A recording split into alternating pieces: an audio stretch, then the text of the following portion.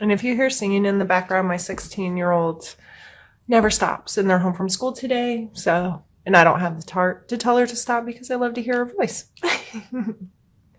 Aquarius, coming out first in our mental space is the Seven of Cups. So there may be some indecision or a reevaluation of, what do I really want to connect to emotionally this month? And that may be on your mind a bit.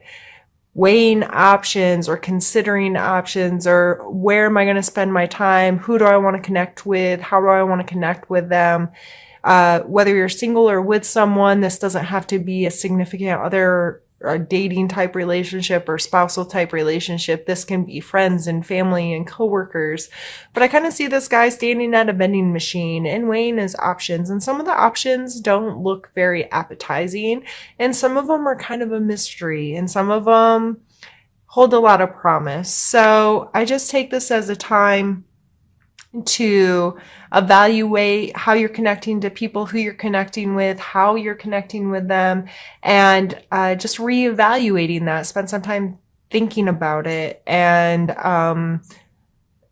deciding what button you're going to push there. Coming next in our physical space is the Star. So apparently, Aquarius, you are feeling very much like yourself. This is your card.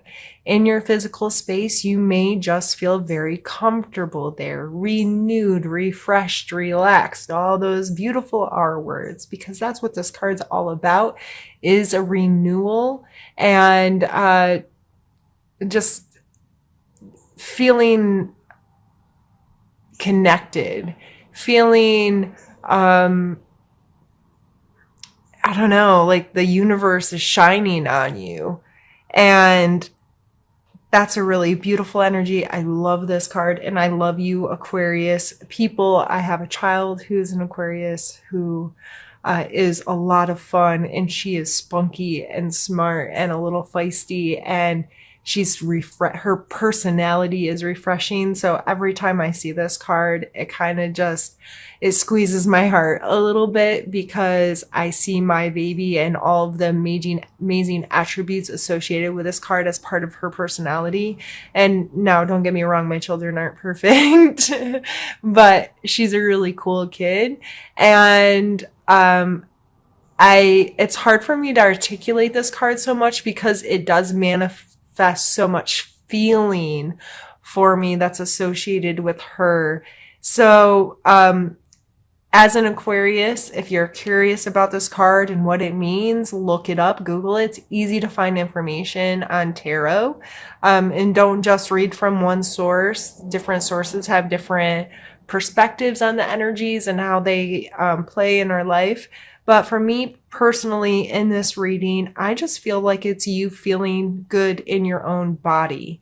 And especially here, followed by the Knight of Wands and our emotional space, he is feeling himself, right? He's fancy. He's like, he has this charisma about him, and he appreciates beauty in his space, but he also appreciates it within himself. He doesn't have a problem like showing off here. Both he and his horse are like, we have arrived, pay attention to us. So those two cards coming out for your physical and emotional space. I just feel like you feel good, and that's amazing, Aquarius. I really hope you do. I really hope you are encompassing some of those feelings of feeling really comfortable in your own skin, appreciating who you are, letting your passions and your desires and your excitements in life and your willingness to be involved in this world and experience life show through this month. I just think that looks like a really beautiful energy combination. And then we're followed here by the Eight of Coins.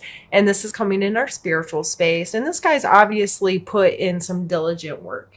He's doing the same thing over and over again. He's creating something. He's putting in time. He's mastering his craft.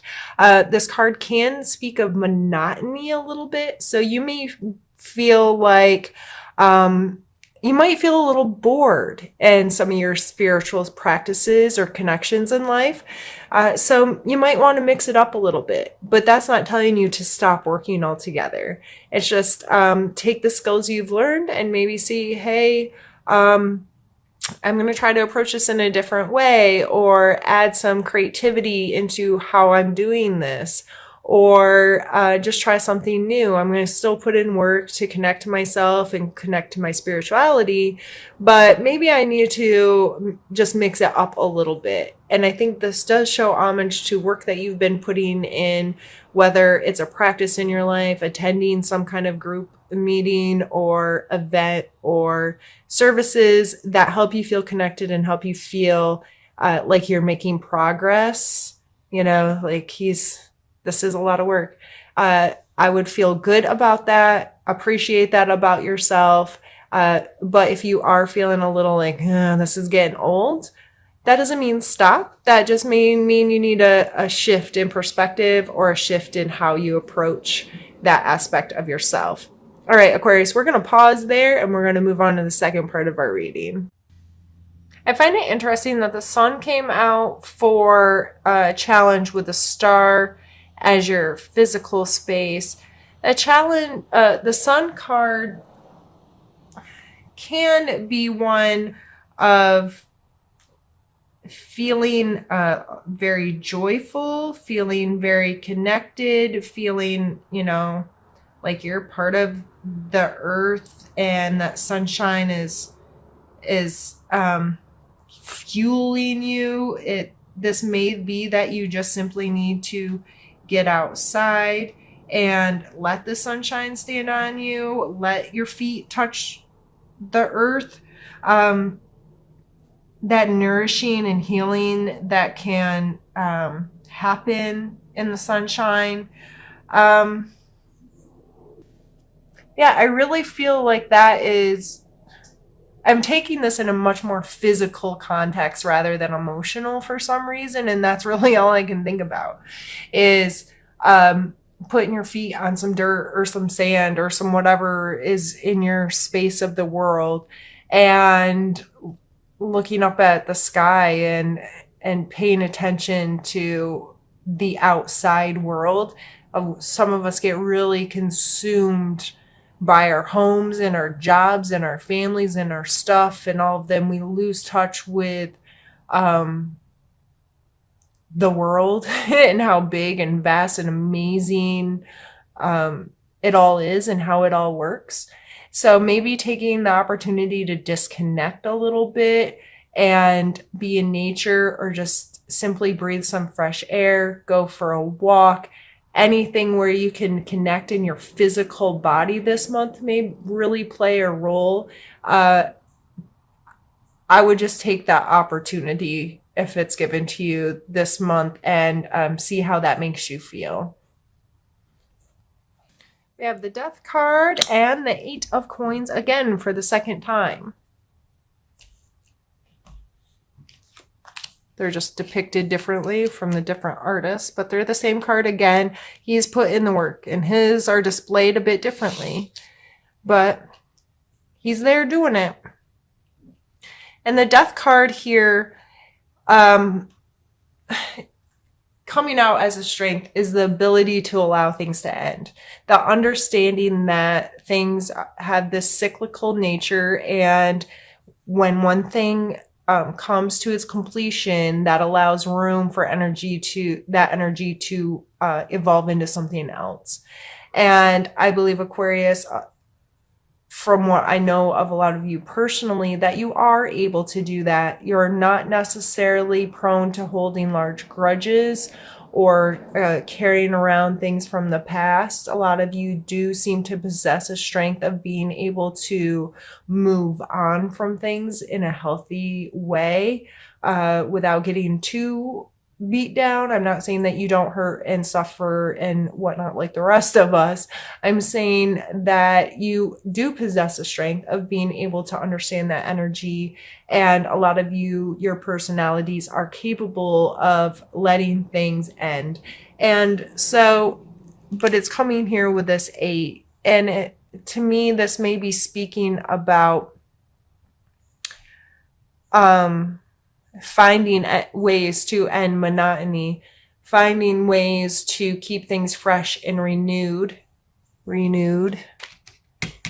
for yourself, finding ways to use this creativeness, use this spark, use this enthusiasm and passion to allow your work to progress, to evolve, to whatever, by allowing something to end. And I've done this before. I've recreated things. I've grown something from doing it once to doing it 1,000 times and becoming masterful with it, those kinds of things. So I think that's a beautiful strength for you this month. And however that plays in your life, I think it's just important to understand that you're more than capable of dealing with the endings of things. Let's pull a card for your need to know. Right, so we have the 5 of Cups and the 10 of Wands. The 5 of Cups is the card of grief. I've spoken about this card a lot. He is not able to see what's ahead of him. He can only, at this point, pay attention to something that he has lost. And so I talk about this card being a pause, and it's not that I want people to rush through grief by any stretch. I understand that the losses in our life can take a big toll on us. They can take a long time for some of us to work through. They can really limit how we can look into the future because we're very concentrated on this. I, however, like to remind people, though, that they need to lift their heads once in a while. And regardless of how much grief and how much this hurts and how much you're focused on it, that it's important to not just get stuck there. And you can still respect your grief and allow time for yourself to appreciate that there's more to come, appreciate that there's other opportunities ahead of you, and to not just don't be stuck there. The 10 of Wands can be a card of burden. He's obviously carrying around something he doesn't want to be carrying around. For goodness sakes, he has a roach on his back. So this can be taking on more than you should. This can be overextending yourself. This can be feeling very weighed down by things, life. These 2 cards coming together makes me feel like you could be carrying around someone else's stuff that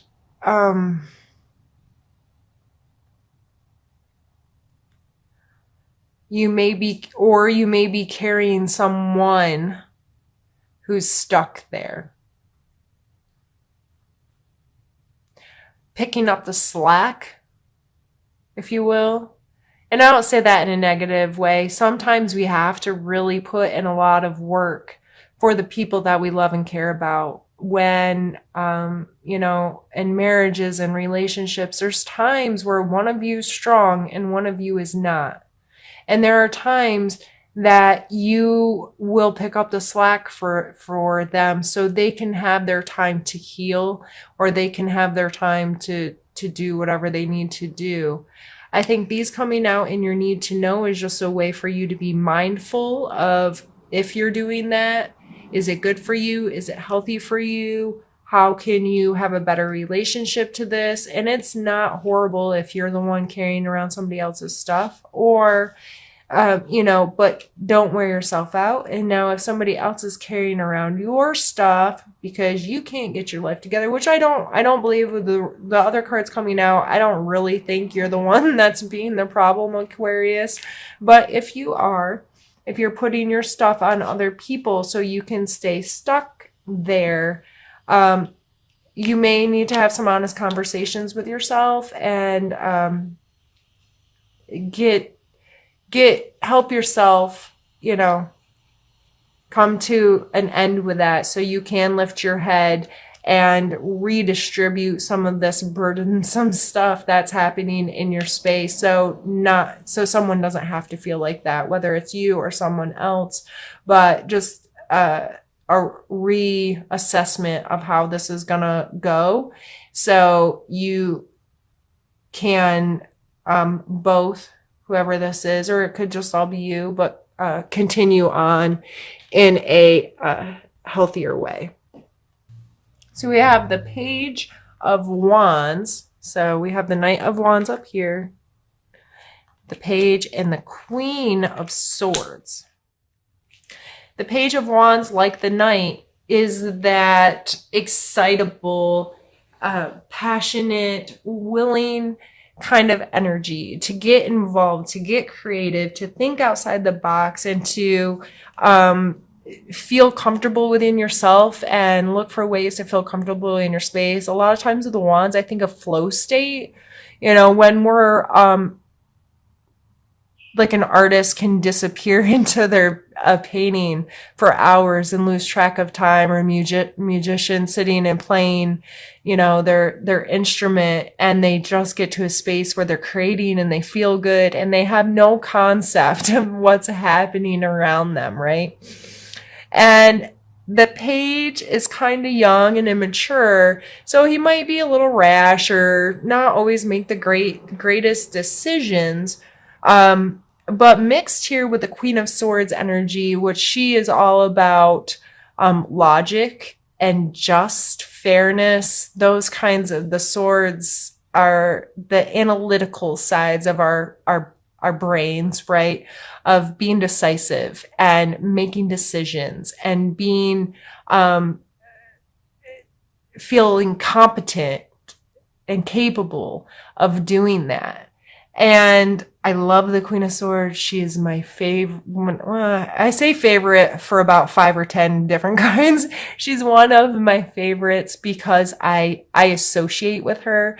I sometimes think of her as someone who's brutally honest to a fault. That friend that will hold no punches, tell you exactly what they think, are going to call you on your BS and be really straightforward, but they have good intentions.